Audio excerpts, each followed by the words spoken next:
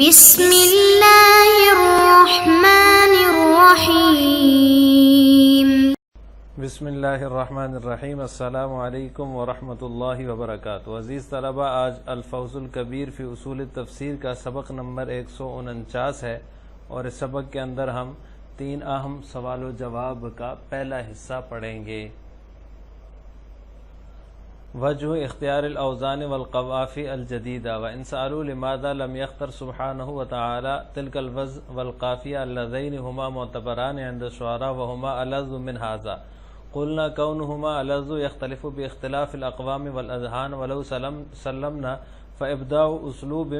من الوزن والقافیہ على لسان رسول اللہ صلی اللہ علیہ وسلم وهو امی آیۃ ظاہرۃ علی نبوتہ صلی اللہ علیہ وسلم،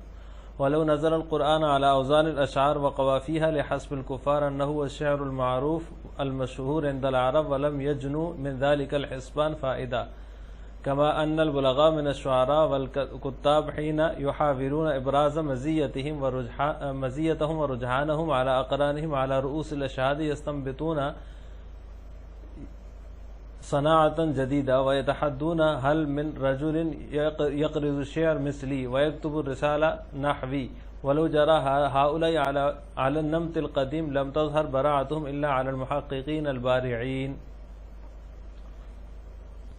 الفصل الثالث في وجه التكرار في العلوم الخمسة وعدم الترتيب في بيانها۔ إن سألوا لماذا كررت مطالب العلوم الخمسة في القرآن العظيم ولما لم يكتفي سبحانه وتعالى ببيانها في موضع واحد، قلنا إنما نريد إفادته للسامع على قسمين: الأول أن يكون المقصود هناك مجرد تعليم ما لا يعلم، فالمخاطب الذي لا يدري حكما من الأحكام ولم يدركه عقله إذا سمع هذا الكلام يصير ذلك المجهول عنده معلوما، والثاني أن يكون المقصود استحضار صورة ذلك العلم في قوته المداركة ليتلذذ به لذة تامة وتنفي القوى القلبية والإدراكية في ذلك العلم، ويغلب لون ذلك العلم القوى كلها حتى تنصبغ به، كما نكرر الشعر الذي علمناه معناه فنجد كل مرة لذة جديدة ونحب التكرار لأجل هذه الفائدة۔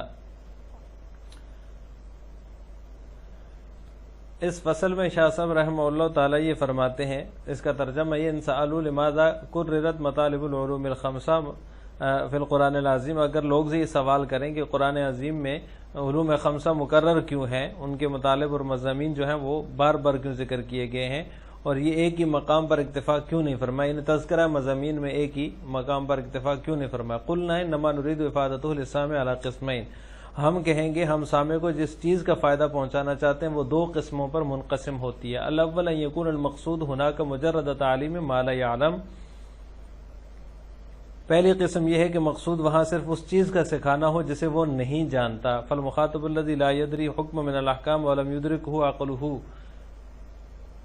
کیونکہ مخاطب حکم کا جاننے والا نہیں ہے اور نہ ہی اس کا ذہن اس کا ادراک کرنے والا ہے، لہذا اذا سمع هذا الكلام يصير ذلك المجهول عنده معلوما، مخاطب اس نامعلوم کو سننے کے ساتھ ہی جان لے گا اور اس نامعلوم اس کو معلوم ہو جائے گا۔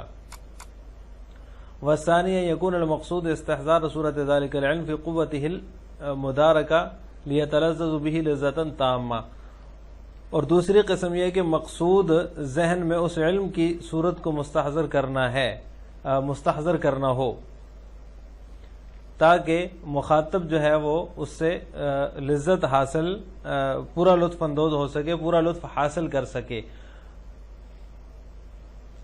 اور اس کے قلبی اور ادراکی قوا جو ہیں فی ذالک العلم، اس علم میں فنا ہو جائیں، وَيَغْلِبُ لَوْنُ ذَلِكَ الْعِلْمِ الْقُوَى كُلَّهَا حَتَّى تَنْصَبِغَ بِهِ، اور وہ تمام قوا پر غالب ہو جائے یہاں تک کہ اسی علم میں رنگ جائے، تمام قوتیں اس کی اسی علم میں رنگ جائیں، كما نكرر الشعر الذي علمناه معناه فنجد كل مرة لذة جديدة، جیسا کہ ہم کبھی کبھی اس شعر کے معنی کو دہراتے ہیں جسے ہم جانتے ہیں، اور ہر مرتبہ اس کا لطف جو ہے وہ محسوس کرتے ہیں، اور نحب التکرار لاجل هذه الفائدہ، اور ہم اسی لطف کی وجہ سے تکرار کو پسند کرتے ہیں۔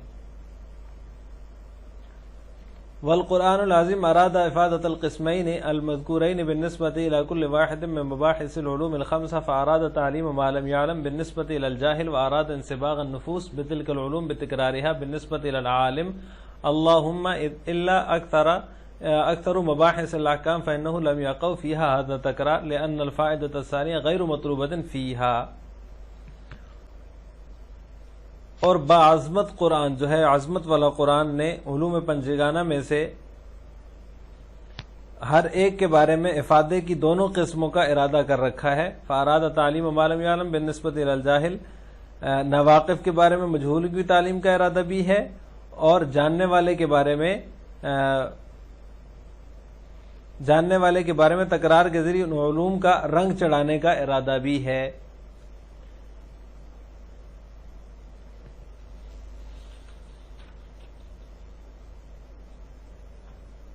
اللہم الا اکثر مباحث الاحکام فانہ لم یقع فیہا ھذا التکرار. یا اللہ مگر یہ کہ اکثر مباحث احکام ان کا تکرار نہیں ہوا ہے. مدد فرما، اللہم یا اللہ مدد فرما مگر یہ کہ اکثر مباحث احکام ان کا تکرار نہیں ہوا ہے کیونکہ افادہ ثانیہ ان میں مطلوب نہیں ہے. وَلِأَجْلِ ذَلِكَ أَمَرَنَا اللَّهُ تَعَالَى بِتَكْرَارِ التِّلَاوَةِ وَالْإِكْثَارِ مِنْهَا وَلَمْ يَكْتَفِ بِمُجَرَّدِ الْفَهْمِ وَلَكِنْ راعي سبحانه وتعالى مع تكرار هذا القدر من الفرق أنه اختار في أكثر الأحوال تكرار تلك المطالب بعبارة طرية وأسلوب جديد ليكون أوقع في النفوس وألذ في الأذهان. ولو كرر سبحانه وتعالى بلفظ واحد لكان كالورد الذي يكررونه. وأما في صورة اختلاف التعابير وتنوع الأساليب فيخوض الذهن ويتعمق الخاطر بأثره في تلك المطالب. وَلِأَجْلِ ذَلِكَ اور اسی وجہ سے شریعت میں بار بار تلاوت قرآن کا حکم دیا گیا ہے اور محض سمجھ لینے کو جو ہے وہ سمجھ لینا پر اکتفا نہیں کیا گیا، اور سمجھ لینے پر اکتفا نہیں کیا گیا، لیکن فرق یہ ہے لیکن راعی سبحانہ و تعالی ما تکرار ھذا القدر من الفرق، فرق یہ ہے کہ اللہ تعالیٰ نے اکثر احوال میں ان مسائل کے تکرار کو نئی تعبیر اور عمدہ اسلوب کے ساتھ اختیار فرمایا. انه اختار فی اکثر الاحوال تکرار تلک المطالب بعبارۃ طریہ و اسلوب جدید، نئے اسلوب کے ساتھ اور نئی عمدہ تعبیر کے ساتھ اختیار فرمایا ہے. لیکن اوقاف النفس تاکہ وہ دل کو خوب لگنے والی و الذ فی الاذہان اور ذہن کو دماغ کے لیے خوب فرحت بخش ہو یا لذت والی ہو. ولو کرر سبحانہ وتعالی بلفظ واحد لکان کالورد الذی یکررونہ، نہ کہ ایک ہی لفظ کے تکرار کے ساتھ، کیونکہ اگر ایک لفظ کا تکرار کریں تو اس کے مشابہ ہوگا جس کا تکرار بطور وظیفہ کیا جاتا ہے. واما فی صورت اختلاف التعبیر وتنوع الاسالیب فیخوض الذہن وتعمق الخاطر باثرہ فی تلک المطالب. اور ذہن تعبیرات کے اختلاف اور اسلوب کی تبدیلی کی صورت میں کلام سے دلچسپی لیتا ہے اور دل پورے طور پر جو ہے اس مضمون کی گہرائی میں ڈوب جاتا ہے. تو یہاں سے الفصل الثالث یہاں تک جتنی بھی عبارت آپ کے سامنے پڑھی گئی، اس میں 3 مشہور اور اہم سوال و جواب ہیں جن کا سلسلہ مصنف نے یہاں سے شروع کیا ہے، تو اس کی تفصیل ہم آج کے سبق میں پڑھیں گے. مخاطب سے ہم کلام ہونے کے 2 مقاصد ہوتے ہیں. نمبر 1، مخاطب کو نامعلوم چیز سے باخبر کرنا، یہ مقصد ایک بار کہہ دینے سے بھی حاصل ہو جاتا ہے. اور دوسرا مطلب ہوتا ہے مخاطب کو دل و دماغ کو اتنا متاثر کرنا کہ عملی زندگی میں بھی معلومات کے ثمرات نمایاں ہو جائیں، یعنی اتنا اس کے دل و دماغ میں اس چیز کو بٹھا دینا کہ عملی زندگی میں بھی اس کا اثر اس پر واضح ہو جائے اور نظر آئے.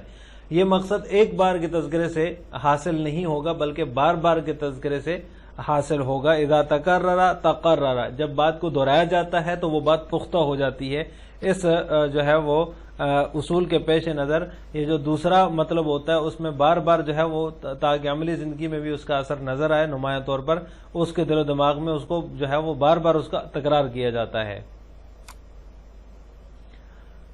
قرآن کریم کے پیش نظر یہ دونوں مقاصد ہوتے ہیں. بے خبر لوگوں کو علوم اور احکام ربانی سے جو ہے وہ واقف اور آگاہ کرنا بھی مقصد ہوتا ہے، اور باخبر لوگ جو ہوتے ہیں جن کو علم ہوتا ہے ان میں احکام پر عمل پیرا ہونے کے ایسے جذبات پیدا کر دینا بھی ایک مقصد ہوتا ہے قرآن کریم کا، کہ زندگی کے ہر شعبے میں اطاعت خداوندی کے جو ہے وہ بازار گرم رہے، یعنی وہ ہر شعبے میں اللہ تعالیٰ کے احکامات کو بروئے کار لائیں اور ان پر عمل پیرا ہوں۔ اس دوسرے مقصد کے پیش نظر تکرار مضامین کی راہ اختیار کی گئی، یعنی قرآن کریم کے اندر جو تکرار مضامین ہے،